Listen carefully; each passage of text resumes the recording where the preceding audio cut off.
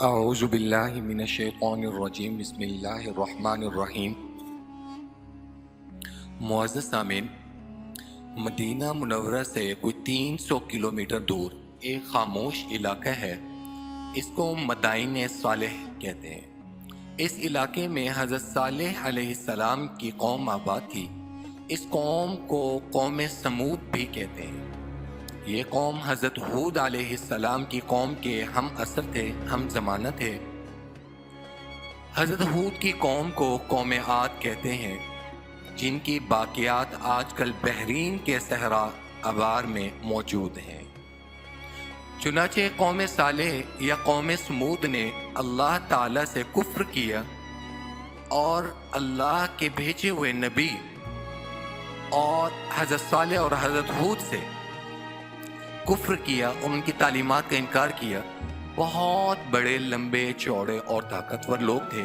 انہوں نے پہاڑوں کے اندر اپنے گھر بنا رکھے تھے جو کسی بھی موسمی شدت کا مقابلہ کر سکتے تھے۔ وہ حضرت صالح کی تبلیغ کے مقابلے میں کہتے کہ اے صالح، ہمارے عظیم الشان گھروں کو دیکھ، کیا ہم بہت زیادہ طاقت والے نہیں؟ اگر ہمارے مقابلے پر کوئی اور قوم ہے تو ان کو ہمارے سامنے لے کر آئے۔ لیکن انہوں نے اللہ کی نشانیوں کو فراموش کیا۔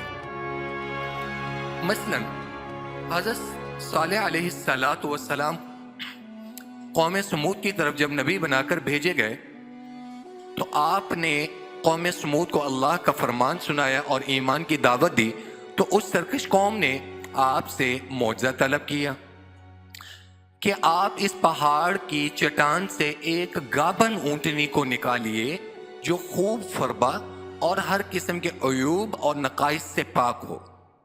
چنانچہ حضرت صالح علیہ السلام نے چٹان کی طرف اشارہ فرمایا تو فوراً ہی وہ چٹان پھٹ گئی۔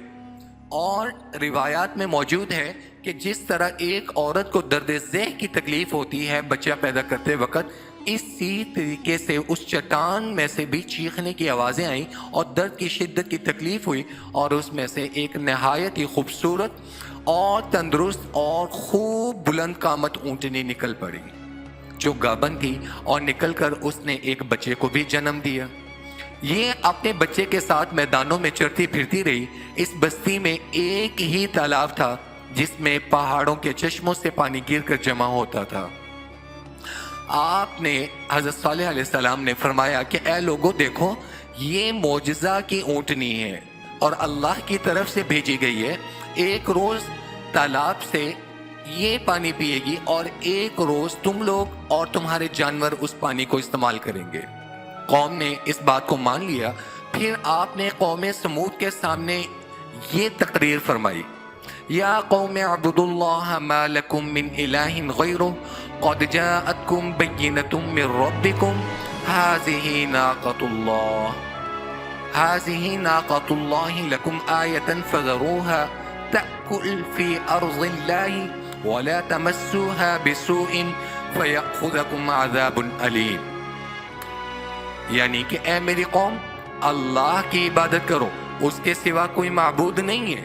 بے شک تمہارے پاس تمہارے رب کی طرف سے روشن دلیل آئی ہے، یہ اللہ کی اونٹنی ہے تمہارے لیے نشانی، تو اسے چھوڑ دو کہ یہ اللہ کی زمین میں کھائے پیے، اور اسے برائی سے ہاتھ نہ لگانا کہ کہیں ایسا نہ ہو کہ تمہیں دردناک عذاب آ لے۔ چند دن تو قوم سمود نے اس تکلیف کو برداشت کیا کہ ایک دن وہ اونٹنی اس پانی کو پیتی تھی اور انہیں پانی نہیں ملتا تھا، کیونکہ اس دن تالاب کا سارا پانی اونٹنی پی جاتی تھی۔ اس لیے ان لوگوں نے طے کر لیا کہ اب اس اونٹنی کو قتل کر ڈالیں۔ چنانچہ اس قوم میں قدار بن سالف، جو کہ سرخ رنگ کا، بھوری آنکھوں والا اور پس قد کا آدمی تھا، وہ ایک زناکار عورت کا لڑکا تھا، ساری قوم کے حکم سے اس اونٹنی کو قتل کرنے کے لیے تیار ہو گیا۔ اور وہ قتل کرنے کے لیے جو تیار ہوا وہ بھی ایک عورت کے لالچ میں تیار ہوا۔ حضرت صالح علیہ السلام منع کرتے رہے، لیکن قدار بن سالف نے پہلے تو اونٹنی کے چاروں پاؤں کو کاٹ ڈالا، پھر اس کو ذبح کر دیا، اور انتہائی سرکشی کے ساتھ حضرت صالح علیہ السلام سے بے ادبانہ گفتگو کرنے لگا۔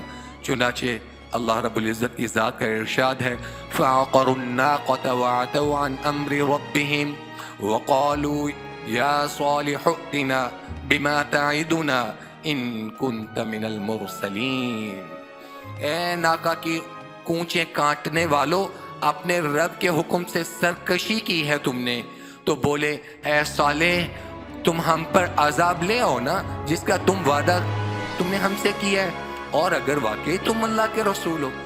قوم سمود کی اس سرکشی پر عذاب خدا بندی کا ظہور اس طرح ہوا کہ پہلے تو ایک زبردست چنگھاڑ کی خوفناک آواز آئی، پھر شدید زلزلہ آیا جس سے پوری آبادی اتھل پتھل ہو کر چکنا چور ہو گئی، تمام عمارتیں ٹوٹ کر تہس نہس ہو گئیں، اور قوم سمود کا ایک ایک آدمی گھٹنوں کے بل اوندا گر کر مر گیا۔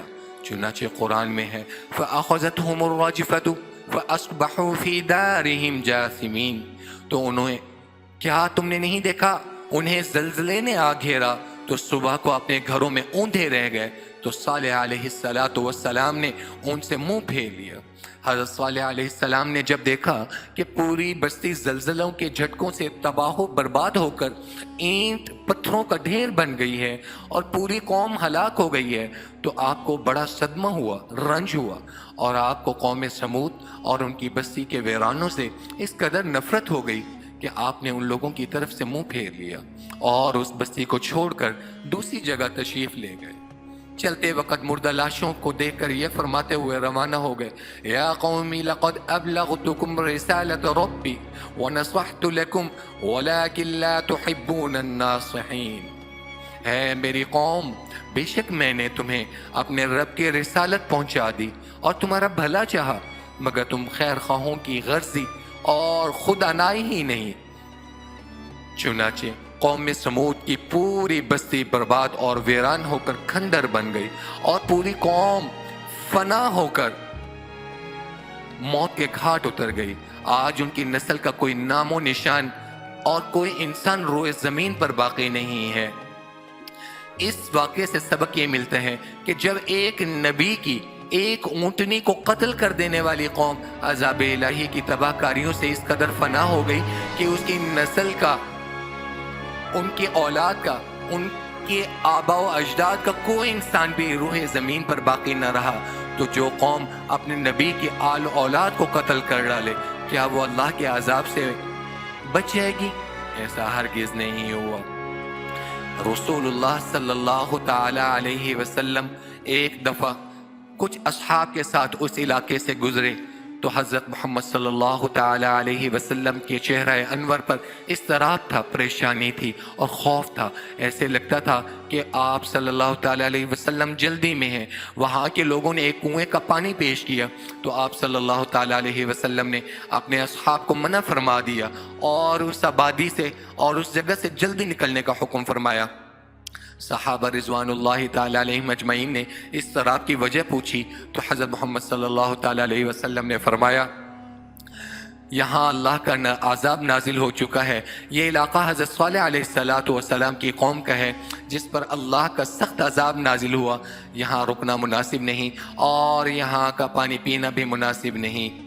یہ خبر حضرت محمد صلی اللہ تعالیٰ علیہ وسلم سے ہم تک پہنچی، قرآن سے ہم تک پہنچی، حالانکہ آپ لوگ جانتے ہیں کہ رسول اللہ صلی اللہ تعالیٰ علیہ وسلم طبیعتاً اخلاق کے حوالے سے کتنے معصوم تھے۔ چنانچہ عذاب الہی کا سن کر عام شخص اندر سے دل دہل جاتا ہے، اور وہ تو اللہ کے رسول خاتم النبیین صلی اللہ تعالیٰ علیہ وسلم تھے۔